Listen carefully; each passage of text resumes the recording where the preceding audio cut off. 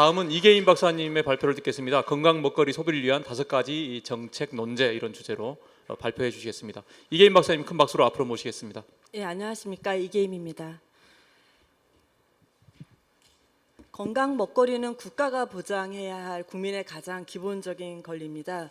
그러나 많은 요인들이 그 건강 먹거리를 위협하고 있고요. 그리고 국민들의 불안감은 더 확대되고 있는 상황입니다. 건강 먹거리 보장을 위해서 소비 부분에서 정책 과제를 5가지 정책 논제를 중심으로 해서 말씀드리고자 합니다.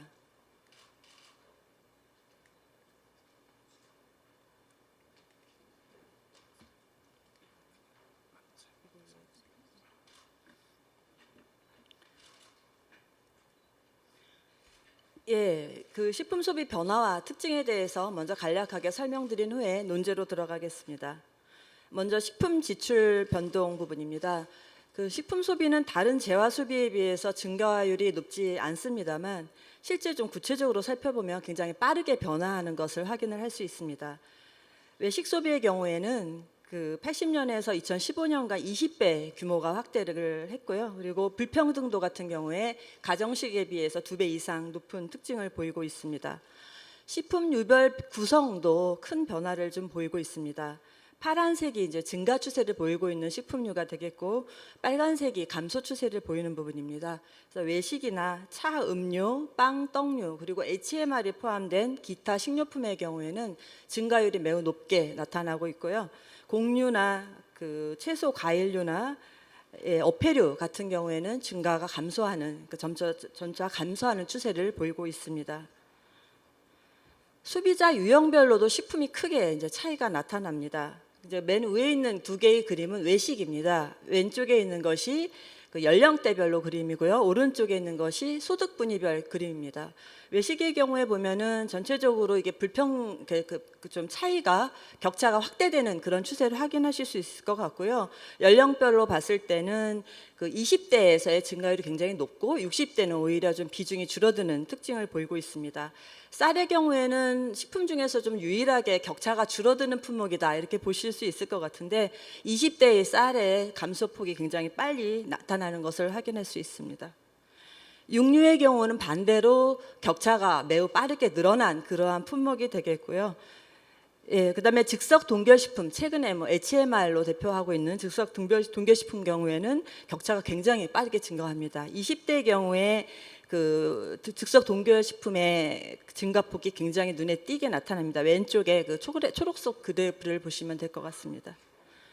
이러한 변화 양상을 종합해 보면 저희가 분석을 해본 결과 식품 소비는 2차례에 있어서 구조적 변화를 가져왔다 이렇게 저희는 결론을 지었습니다. 첫 번째 구조 변화는 90년을 전후로 해서 변화가 한번 있었고요. 그 다음에는 2000년을 전후로 해서 구조 변화를 한번 겪었습니다. 5단계 니즈의 충족 이론, 5단계 니즈 계층 구조 이론을 기초로 해서 저희가 그 구조 변화 시점을 다시 한번 정리를 해보았는데요. 피라미드의 맨 아래 물량 충족 단계에서 품질 추구 단계로 올라간 것이 90년 전후로 보고 있고요. 품질 추구 단계에서 다각화 단계로 올라간 것이 2000년 전후로 보고 있습니다. 저희 나라도 윤리적 소비의 경향이 이제 간간히 이제 많이 눈에 띄게 늘어나는 그런 특징이 좀 보입니다만 아직 트렌드로서 자리를 다 잡은 것 같지는 않습니다. 몇 가지 지표를 가지고 그 트렌드 변화를 잠깐 보여드리겠습니다. 먼저 물량 지표가 90년을 기점으로 줄어드는 그런 특징을 보이고 있고요. 그 다음 그래프는 품질 관련한 그래프들이 이제 빠르게 90년을 기점으로 늘어나는 추세를 나타내고 있습니다. 다음에는 2000년 이후에 다각화 단계 그리고 윤리적 소비가 등장하는 단계에 굉장히 여러 가지 지표가 급격하게 늘어나는 그러한 특징을 보이고 있습니다.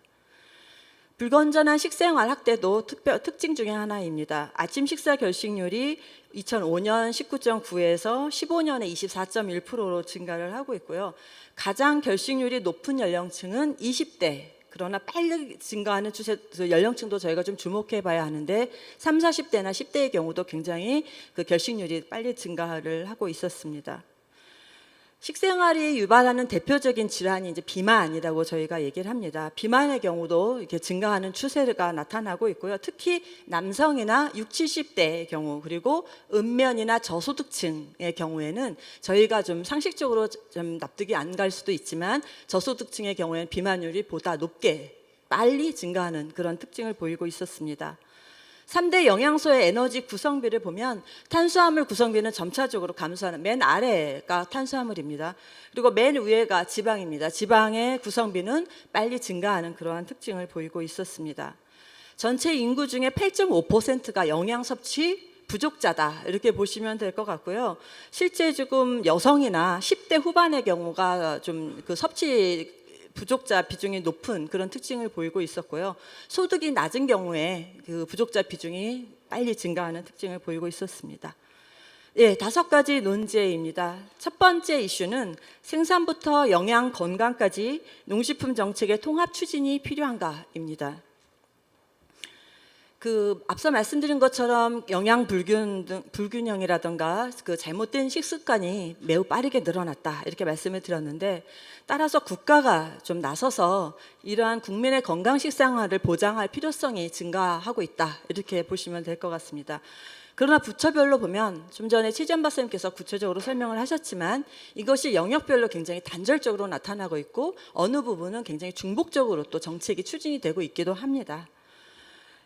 또한 이러한 그 정책을 추진하는 데 있어서는 법이 굉장히 중요한데, 그런 식생활과 영양 정책을 총괄적으로 관할할 수 있는 기본법이 없고요. 관련 법도 아까 정책과 마찬가지로 부처별로 굉장히 산재되어 있어서 효율적인 추진이 곤란하다, 이렇게 보시면 될 것 같습니다.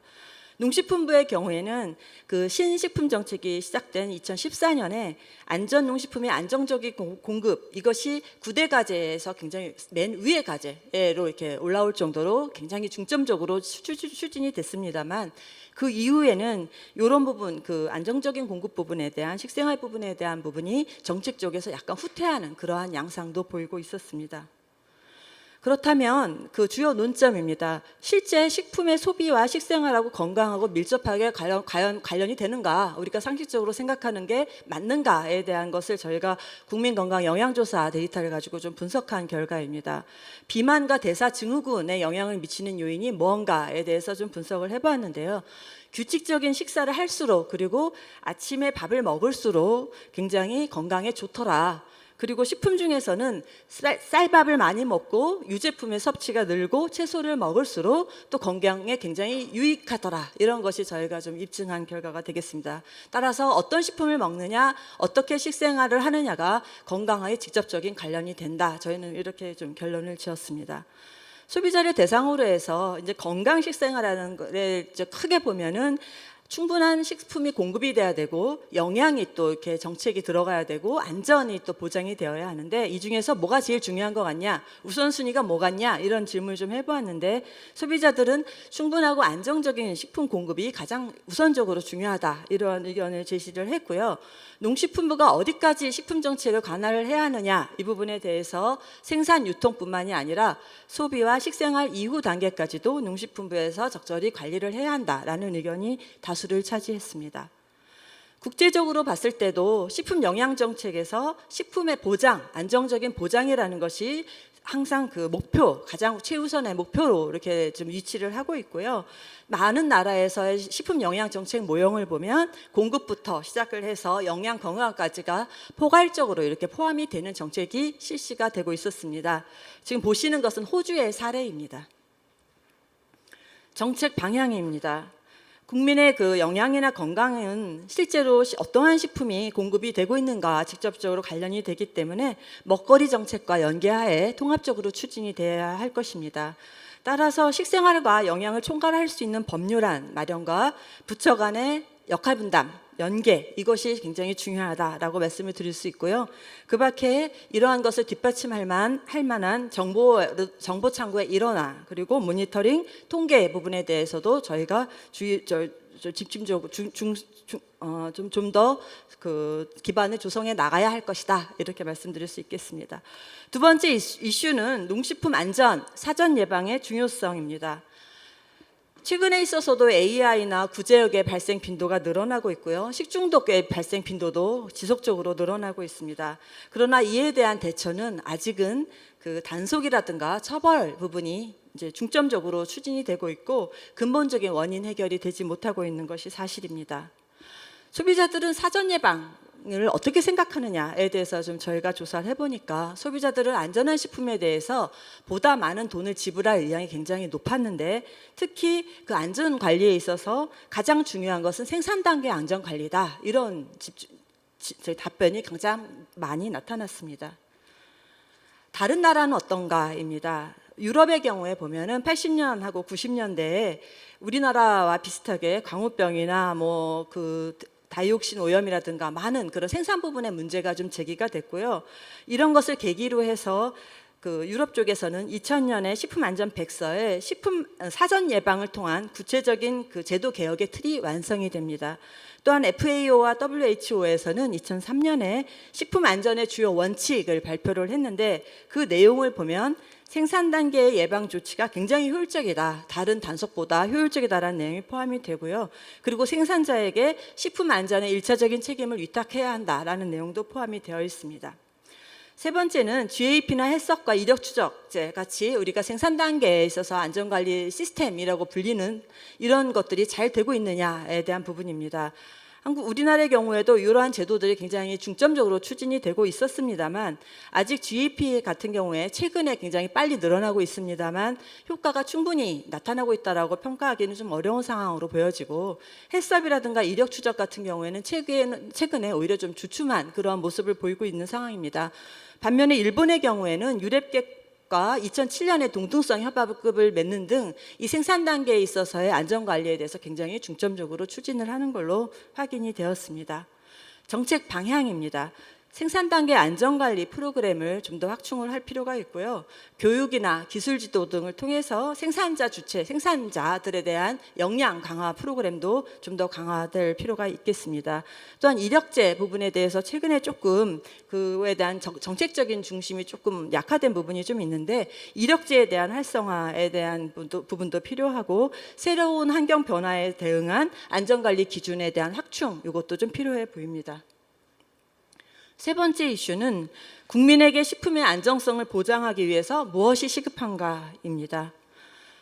취약계층을 대상으로 복지부 또 교육부, 안전처, 농식품부에서 굉장히 많은 사업이 지금 진행이 되고 있습니다만 지금 가장 많이 그 취약계층 대상으로 하고 있는 사업의 한 70% 예산은 국민기초생활보장제도 예산입니다. 그러나 그 국민기초생활보장제도가 이제 급여 형태로 이제 돈으로 입금이 되는 형태로 취약계층에게 지원이 되고 있는데 저희가 분석을 해보니까 실제로 그 식품비 형태, 그러니까 생계비 형태로 지원받는 금액 중에서 식품비로 지출되는 부분이 굉장히 적더라라는 것이고요.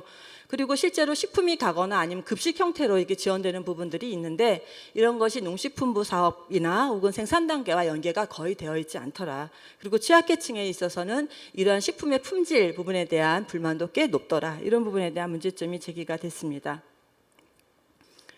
주요 논점입니다. 많은 그러한 제도가 시행이 되고 있음에도 불구하고 영양 부족 상태가 특정 계층에 있어서는 굉장히 심각하다. 이것이 이제 중요한 이슈가 되겠습니다. 그래서 실제로 보면은 그 전체가 지금 전 국민의 영양 부족이 아까 7.3% 정도 된다 이렇게 말씀을 드렸는데 수급자 국민기초생활보장제도에서 지금 생계비 지원을 받는 수급자의 경우에는 그거의 한 2배 정도 되고요. 이거를 연령층으로 뜯어볼 경우에는 노령층의 경우는 굉장히 높습니다. 이것은 저희가 분석이 아직 완료가 안 돼서 좀 나중에 저희가 보고서를 통해서 다시 제시를 하도록 하겠습니다. 두 번째는 그 식품의 안정성이라는 것을 우리가 그 식품을 가구에서 확보할 수 있는 능력이 얼마큼 되느냐, 보장이 되느냐 이제 이렇게 좀 정의를 하고 있는데 실제로 전 국민에서 한 10% 정도는 식품의 안정성이 보장이 안 된다고 저희가 평가를 하고 있습니다. 그런데 그 실제로 소득 수준이 낮은 경우에는 이거보다 굉장히 높아서 한 2배 이상 정도의 그 소비자들이 식품의 불안정 단계에 있다 이렇게 좀 평가를 내릴 수 있겠습니다. 소비자들이 이제 식품을 소비하는 데 있어서 소득도 굉장히 중요하지만 환경적인 요인도 굉장히 중요합니다. 특히 고령화라든가 1인 가구 증가가 굉장히 빨리 진행이 되고 있기 때문에 우리나라의 경우에는 환경에 대한 그런 영향력이 굉장히 다른 나라에 비해서도 빨리 늘어날 것으로 짐작이 되고 있습니다.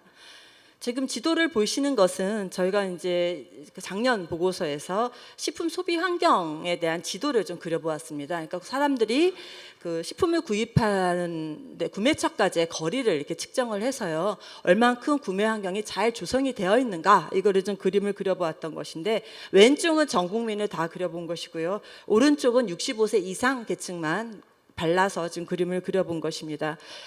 이 보시다시피 그 어두운 부분이 굉장히 점점 색깔이 어두울수록 식품 소비 환경이 안 좋다, 이렇게 평가를 할 수 있는 부분인데, 읍면 지역, 농촌 지역의 경우에는 소비 환경이 열악한 지역이 굉장히 많이 나타나고 있습니다. 따라서 취약계층에 대해서도 저희가 이제 식품을 지원하거나 뭐 급식을 하거나 할 때 이런 환경이 충분히 고려가 돼서 지원이 되어야 하고, 이러한 환경 개선 정책도 더불어서 병행해서 추진할 필요가 있다, 이렇게 보고 있습니다. 미국 사례를 한번 좀 말씀드리겠습니다. 지금 보시는 것은 미국의 농무성에서 취약계층을 대상으로 해서 하고 있는 사업의 리스트가 되겠습니다. 굉장히 다양한 사업이 진행이 되고 있다는 걸 보실 수 있고요. 보충적 영양 지원 프로그램, 이게 굉장히 제일 많은 예산이 지금 투입이 되고 있는 것이고, 식품 구입권을 취약계층한테 줘서 취약계층이 들고 그 판매처에 가서 이거 식품으로 교환하는 그러한 제도가 되겠습니다. 그 밖에 신선 과일을 학교에서 그 아이들한테 나눠준다던가, 간식으로 나눠준다던가, 아니면 고령자들을 대상으로 해서 가까운 그 파머스 마켓에 가서 식품을 바꿀 수 있는 식품권을 준다던가 등 굉장히 다양한 사업이 진행이 되고 있고, 농무성 예산의 60% 이상 되는 예산이 실제로 지원 사업에 투입이 되고 있다, 이렇게 보시면 될 것 같습니다. 정책 방향입니다. 첫 번째는 그 농식품부에서 생산 유통 단계에서 조달 체계를 굉장히 많은 부분에 유통 쪽에 체계가 사실 구축이 되어 있습니다. 그래서 이런 부분에 좀 활용을 해서 공공급식 쪽으로 좀 들어갈 필요가 있겠다, 이렇게 생각을 하고 있습니다. 그래서 공공급식 쪽에 이러한 유통 쪽이나 생산 쪽의 공급 채널을 충분히 활용을 해서 효율적으로 농식품 조달 체계를 좀 구축을 할 필요가 있겠다라는 것이고, 또 복지시설 쪽에 우리 농식품이 효율적으로 전달이 될 수 있도록 플랫폼을 마련할 필요가 있다고 생각을 합니다. 두 번째는 어린이 식생활 같은 경우에는 성인의 식습관하고도 직결이 되고, 그리고 어린 시절의 식감이나 맛이 이제 결정된다는 시기여서 굉장히 중요하다라고도 얘기를 하고 있습니다. 따라서 그 지역 아동센터나 어린이집, 유치원, 학교 등을 통해서 그 채소나 과일이 간식으로 이렇게 전달되는 프로그램을 마련할 필요가 있다라고 생각을 합니다. 세 번째는 식생활 플러스 또는 한국형 푸드스탬프, 우리가 이제 명칭을 그렇게 정합니다만 이건 가칭입니다. 이러한 제도를 농식품부에서 만들 필요가 있다고 생각을 합니다. 앞서 말씀드린 것처럼 생계비 중에서 대부분이 다른 쪽으로 지출이 되고 있고, 취약계층의 영양 상태가 굉장히 어려운 상태이기 때문에 농식품부에서 부족한 신선 농산물을 실제로 바꿔서 먹을 수 있는 식품 구입권을 취약계층한테 이렇게 지급하는 그런 방안에 대해서 좀 더 적극적으로 검토할 필요가 있다고 생각을 합니다.